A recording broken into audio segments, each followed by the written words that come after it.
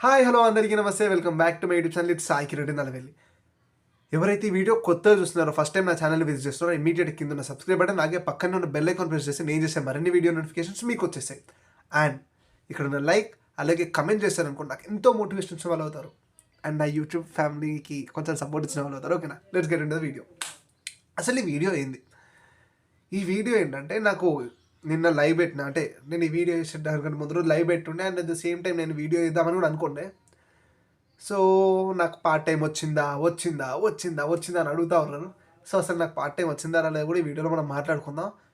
అసలు ఈ వీడియో దేని గురించి అంటే, door dash and Uber eats kind of things ఉంటాయి కదా. మనం ఇక్కడ అంటే మన ఇండియాలో జొమాటో, స్విగ్గీ ఇవన్నిట్లనో, ఇక్కడ Uber eats and door dash అట్లా. సో నేను ఇక్కడ వచ్చిన కొత్తలో నాకు ఏ జాబ్ దొరకలేదు కాబట్టి నేను డోర్ డాష్ స్టార్ట్ చేసుకున్నా. సో ఆ డోర్ డాష్ గురించి క్లియర్ కట్ ఇన్ఫర్మేషన్ మీకు ఇస్తా. Let's get into the video. So నేను ఇక్కడ వచ్చినాక నేను ఒక ఫస్ట్ 15 డేస్ నేను ఏం అంటే, ఎందుకంటే మేము కాలేజ్ స్టార్ట్ అయ్యే డేట్ కంటే 15 డేస్ ముందు వచ్చినాం కాబట్టి మేము ఏ పని చేయొద్దు, మేము క్వైట్గా కూర్చున్నాము. తర్వాత కాలేజ్ స్టార్ట్ అయినాక ఒక 10 డేస్ మేము ట్రై చేసినాము, 10-15 డేస్ ట్రై చేసినాం, ఇంకా దొరకట్లేదు. సరే అని మేము ఏం చేసినాం, ఒక స్కూటీ రెంట్కి తీసుకున్నాం. స్కూటీ రెంటల్స్ ఇక్కడ చాలామంది, అంటే మనం నార్మల్గా మన సీనియర్స్ కడితే వాళ్ళు చెప్తారు ఇక్కడ రెంట్కి ఇస్తారు, మనం వెళ్ళి తెచ్చుకోవచ్చు అని చెప్తారు. సో మనం అక్కడ వెళ్ళి మన పాస్పోర్ట్, మన కొన్ని డాక్యుమెంట్స్ వాళ్ళకి అంటే వాళ్ళ సాఫ్ట్ కాపీస్ వాళ్ళకి పెట్టి, మన డ్రైవింగ్ లైసెన్స్ కానీ, మన అడ్రస్ కానీ, ఇవన్నీ వాళ్ళకి ఇచ్చేసినాక, ఐ మీన్ వాళ్ళకి సబ్మిట్ చేసినాక, వాళ్ళు మనకు స్కూటీ ఇస్తారు. ఆ స్కూటీని మనం క్లియర్ కట్ గుర్తుపెట్టుకోండి. ఆ స్కూటీని మీరు మొత్తం వీడియోస్ తీసుకోండి, పక్కా వీడియోస్ తీసుకోండి. ఎందుకంటే స్క్రాచెస్ ఏవైతే అప్పుడు ఉన్నాయో, end of the day away scratches ఉంటాయి. ఇగో మీ అంటే వాళ్ళు పొరపాటున వాళ్ళకి తెలియకుండా ఇది మీరే చేసారు అన్న లేదు, ముందే ఉంది, మేము తీసుకెళ్ళేటప్పుడు వీడియోలు ఉన్నాయి చూడండి అని చెప్పి మీరు చూపించవచ్చు. ఒకవేళ స్క్రాచెస్ తర్వాత పడ్డాయి అనుకో, సో మీరు దానికి ఎంతైతే అమౌంట్ అవుతుందో మీరు దానికి అంత అమౌంట్ పే చేయాల్సి వస్తుంది. అండ్ వన్ మోర్ థింగ్, వాడు ఇచ్చే ప్రతి ఒక్క ఐటమ్ని వాడు ఫోటోలు తీసుకుంటారు, మీరు కూడా ఫోటోలు తీసుకోండి, వీడియోలు కూడా తీసుకోండి. ఆ వీడియోలు సేఫ్గా మీ ల్యాప్టాప్లోనో లేకపోతే మీ పెన్ డ్రైవ్లో దాపెట్టుకోండి. అది చాలా ఇంపార్టెంట్ స్కూటీ రిటర్న్ చేసినప్పుడు. అండ్ వన్ మోర్ థింగ్, వానికి ఇంకేమన్నా పెనాల్టీస్ ఉంటాయి ఏంది, ఇవన్నీ కరెక్ట్గా కనుక్కోండి. వీక్లీ రెంట్ ఎంత అవన్నీ, ఓకేనా. సో జనరల్ నేను తీసుకున్న స్కూటీకి వీక్లీ రెంట్ వచ్చేసి $92 పర్ వీక్ అనమాట. అండ్ $100 వాడు ఏమంటారు, ఇట్లా అడ్వాన్స్ లేక బాండ్ అమౌంట్ అడ్వాన్స్ ఏదో ఒకటి అనుకోండి, వాడైతే వాళ్ళ దగ్గర పెట్టుకుంటాడు $100. సో ఇది మ్యాటర్.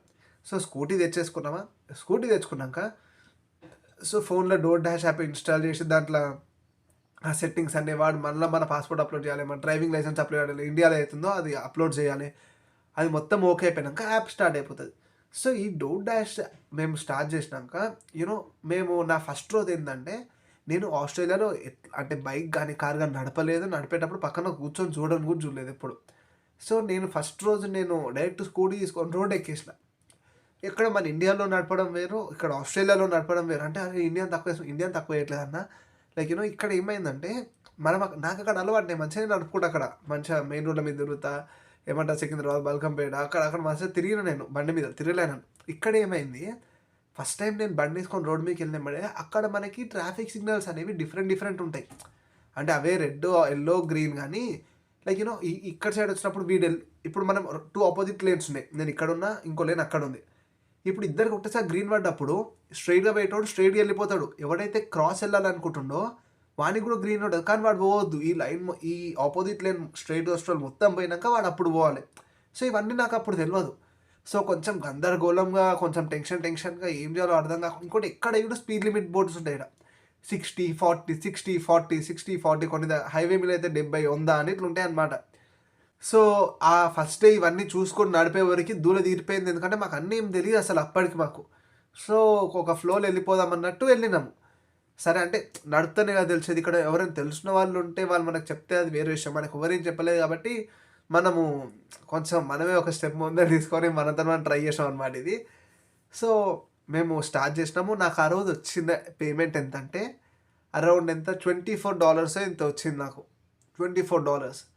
సో అసలు యాప్ ఎట్లా యూజ్ చేయాలో కూడా తెలియదు. నేను నా సెకండ్ ఆర్డర్కి ఏమైంది, అది వాడు ఆ లొకేషన్ పేరుని నేను హోటల్ పేరు అనుకోని అది మొత్తం వెతికినాడు, దొరకలేదని ఇంటికి వెళ్ళిపోయినాక మళ్ళీ డోర్ డాష్ నుండి కాల్ వచ్చి వాడు ఏమన్నాడు నాకు, బ్రదర్ మరి డోర్ డాష్ నుండి మీరు యాక్సెప్ట్ చేసిరు కదా ఆఫరు, మరి మీరు వెళ్తురా, ఏమైంది, మీరు ఎక్కడ అసలు ఏం మాకు వాళ్ళు కనిపిస్తుంది కదా వాళ్ళకు కూడా మనం ఎక్కడ ఉన్నాము ఏంది, లొకేషన్ యాక్సెస్ చేస్తాం కాబట్టి, మీరు ఎక్కడో ఉన్నారు అసలు వెళ్తారా అంటే, వెళ్తానే మళ్ళీ అప్పుడు బండి తీసుకొని మళ్ళీ వెళ్ళిన.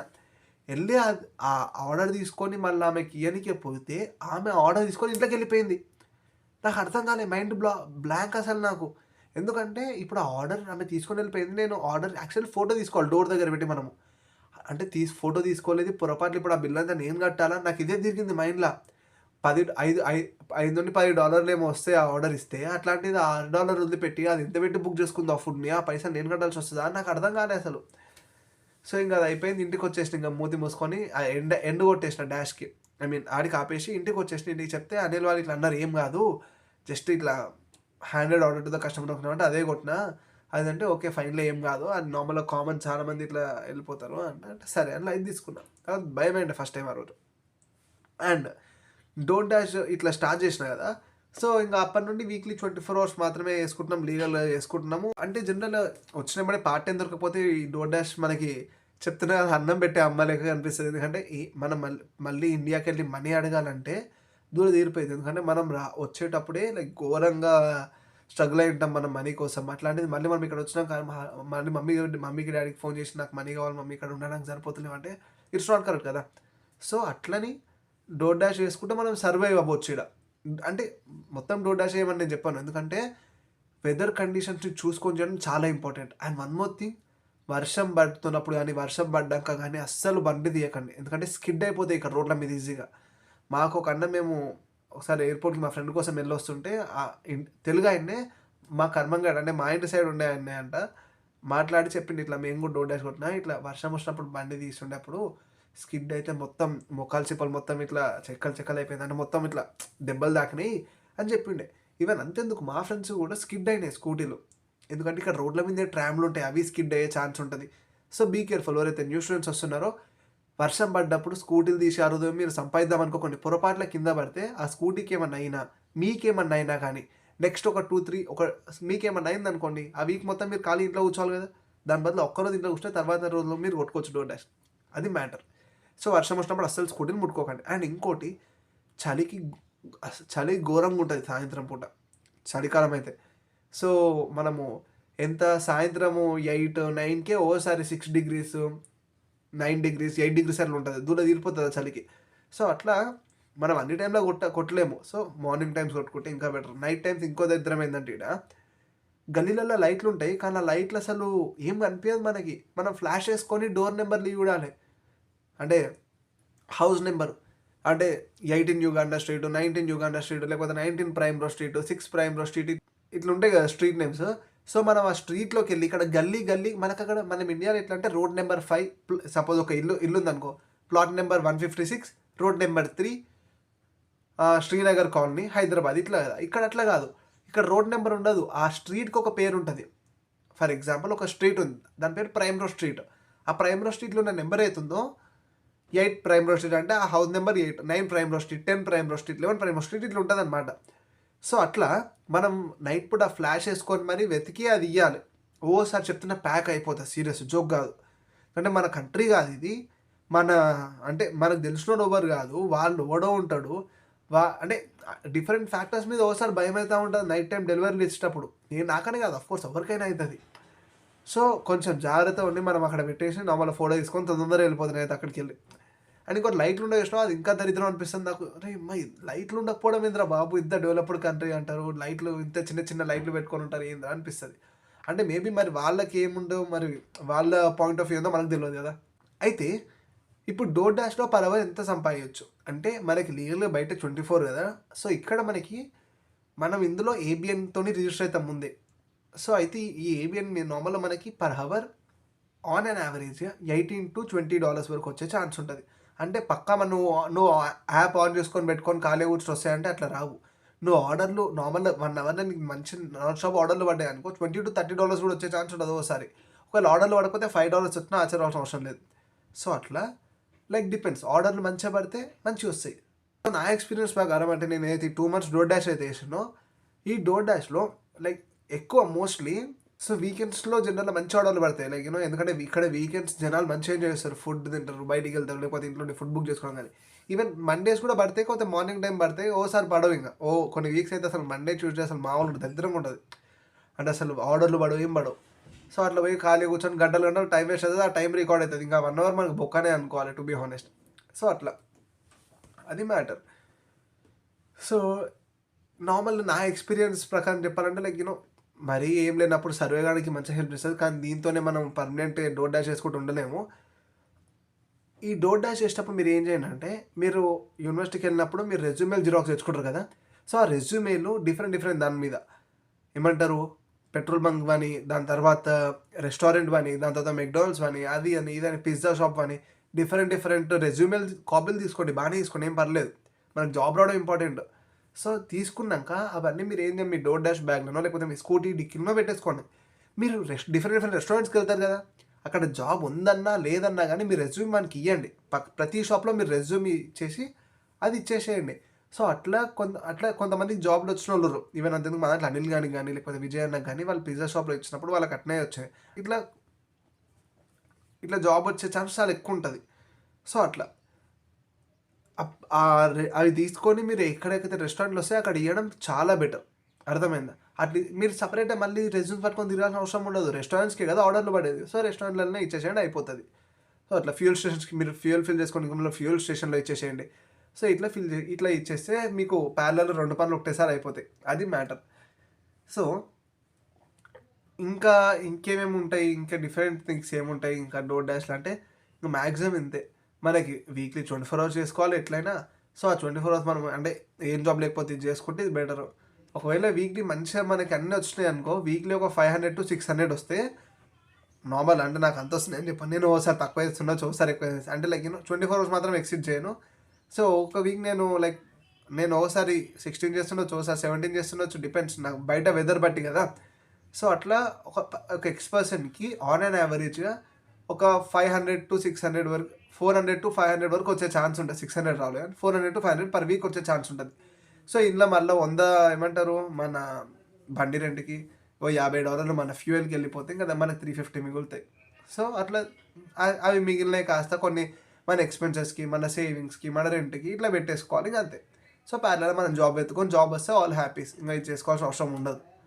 అది నా మ్యాటర్. ఇది నా డోర్ డాష్ ఎక్స్పీరియన్స్. అండ్ ఇంకోటి, ఈ డోర్ డాష్లో సార్ నాకు ఏమైంది, నేను ఒక ఆర్డర్ ఇచ్చేసిన, ఇది చాలా అంటే నాకు జస్ట్ స్కామ్ అయిపోతుంది అనిపించింది. ఎట్లా అంటే నేను ఒక ఆర్డర్ తీసుకున్నా, ఒక ఆర్డర్ ఇవ్వడానికి వెళ్ళినా ఇచ్చేసినప్పుడే అక్కడ ఆల్రెడీ ఒక నించొని ఉండే. నించొని ఉన్నప్పుడు వాడు ఏమైంది, వాడు అక్కడనే ఏదో ఫోన్ మాట్లాడకుండా నించుండు రోడ్ మీద తిరుగుకుంటా. ఏంది వీడు ఏదో తేడా మాట్లాడుతున్న, రోడ్ అక్కడిక్కడ జనాలు చూసుకోవడం అనుకొని ఊకున్నా. అట్లా ఊకున్నాక సరే పోయి ఆర్డర్ ఇచ్చేసి రిటర్న్ వస్తుంటే వాడు అక్కడ ఉండు ఆపోజిట్ లేన్లో 4 సైకిళ్ళ మీద నించొని ఇట్లా ఆపనికే ట్రై చేస్తారు, చేతులు ఇట్లా ఊపుతారు 4. నాకు లిటరల్ చెప్తున్నా, చీకటి ఎవ్వరు లేరు, ఆర్డర్ లైట్లు ఉన్నాయి అంతే, 4 ఆడుర్రు, వీడి ఇక్కడ ఉండు, యువతల సైడ్ వీడు అక్కడ ఆడరు. అంటే ఫస్ట్ అంటే తెలియదు కదా మనకు, వాళ్ళు ఎవరు నువ్వు ఎందుకు నించులో కూడా తెలియదు, భయమే ఉండే. ఇంకా స్కూటీ ఆడ స్పీడ్ లిమిట్ అది ఏందో నేను చూసుకోలేదు, ఎంత ఉందో కూడా నేను చూసుకోలేదు. కానీ ఆ గల్లీ దాటే వరకు మంచి స్పీడ్లో దంచిన బండి, వెళ్ళిపోయినా గల్లెకి వెళ్ళిపోయినా. ఇట్లా వెళ్ళిపోతుండదు, ఇంకో దరిద్రం ఏంది, వెనకాలకెళ్ళి ఇంకో గల్లెకెళ్ళి కార్ వచ్చేసింది. ఆ కార్ మన కోసం రాకపోయి ఉండొచ్చు, కాకపోతే అప్పుడు అక్కడ ఉన్న టెన్షన్లో ఏమో మరి ఇంకోటి ఇక్కడికి వెళ్ళి వచ్చిందేమో అనుకొని ఇంకా స్పీడ్ పోయింది మెయిన్ రోడ్ ఎక్కి. సో ఇట్లా మెయిన్ రోడ్ ఎక్కి కొంచెం భయం ఉండే, ఇంకా మెయిన్ రోడ్ ఎక్కినాక లైటింగ్ అంతే. ఆ వాడు ఎక్కడో పోయినా ఆ కార్ మనకు సంబంధం లేదు. కానీ లిటరల్ చెప్తున్నారు అన్న ఇట్లా ఆపి, అంటే ఆపనికి ట్రై చేసిన ఏం చేసినా మీరు అస్సలు ఎక్కడ ఆపకండి, ఎందుకంటే మీ పని మీరు చూసుకొని వెళ్ళిపోండి అంతే. అండ్ నైట్ టైమ్స్ మాత్రం కొంచెం సేఫ్ ఉండండి, ఎందుకంటే అందరూ మంచి వాళ్ళు ఉండరు, బీ సేఫ్. ఓకే, కొంచెం ఏమంటారు పనికి మళ్ళీ వాళ్ళ దగ్గర మనం ఎంత దూరం ఉన్నా అంత బెటర్. అదిదా మ్యాటర్. అంతే మరి, meet you next video. And ఇది నా డోర్ డాష్ ఎక్స్పీరియన్స్. అంతే మరి, ఓసారి చలి పెట్టినా తప్పదు, వర్షం వస్తే అది మొత్తం బుక్ అయిపోతుంది. కానీ వచ్చిన ఇనీషియల్ డేస్లో మనకు ఒక లైసెన్స్ ఉండి మనం చేసుకోవాలనుకుంటే, వచ్చిన ఇనిషియల్ డేస్ మనకి ఒక చిన్నపాటి జాబ్ లెక్క బాగానే పనికొస్తుంది, కానీ ఫుల్ టైం జాబ్ లెక్క కాదు. ఓకే, వీ కెన్ సర్వైవ్ అనే దాని ప్రకారం పనికొస్తుంది ఇది, అది మ్యాటర్. అండ్ ఇంకో విషయం ఏంటంటే, నా సైడ్ నుండి ఒక మంచి అడ్వైజర్ అయితే ఆస్ట్రేలియా వద్దామనుకున్నారు. మీన్ ఆస్ట్రేలియా అంటే అమెరికా అయినా సరే కార్ నేర్చుకోవాల్సిందే, కానీ ఆస్ట్రేలియా వస్తే మీరు మంచి పర్ఫెక్ట్గా హైదరాబాద్ ఎట్లాంటి ట్రాఫిక్ కండిషన్లో మీరు కార్ నడిపారు, మీకు 4-wheeler లైసెన్స్ అన్నీ ఉన్నాయంటే మీరు ఇక్కడ వచ్చినాక కార్ రెంట్కి తీసుకొని యూబర్ ఈట్స్ కూడా కొట్టవచ్చు. సో మీకు యూబర్ ఈట్స్లో ఇంకా ఎక్కువ మనీ వచ్చే ఛాన్సెస్ ఉంటాయి, అది మ్యాటర్. అందుకే కార్ కొంచెం పర్ఫెక్ట్ నేర్చుకొచ్చుకున్నా. కార్ మరి అంత పర్ఫెక్ట్ రాదు, అందుకే నేను స్కూటీ రెంట్కి తీసుకున్నా. అండ్ కార్ ఏందనుకో మనకి చలి అవన్నీ ఏమి ఉండదు, బెటర్. అది మ్యాటర్ అంతే. మరి మీట్ యూ నెక్స్ట్ వీడియో. అంటే then beat you, take care, tata bye bye. Until then take care. And అక్కడ కరోనా కేసెస్ పెరుగుతున్నాయంట, మ్యాక్సిమం అందరు మాస్క్ కానీ శానిటైజేషన్ కానీ చేసుకోండి. ఎందుకంటే మీ మీ మీద ఎన్నో ఆశలతో మీ పేరెంట్స్ ఉన్నారు, అండ్ మీ పేరెంట్స్ మీద ఎన్నో ఆశలతో మీరు ఉన్నారు. కాబట్టి సో ఒకరికొకరు సేఫ్ ఉండాలంటే please wear mask and use sanitizer. అంతే, అంతకుమించి నేనేం చెప్పలేను. Until then bye by.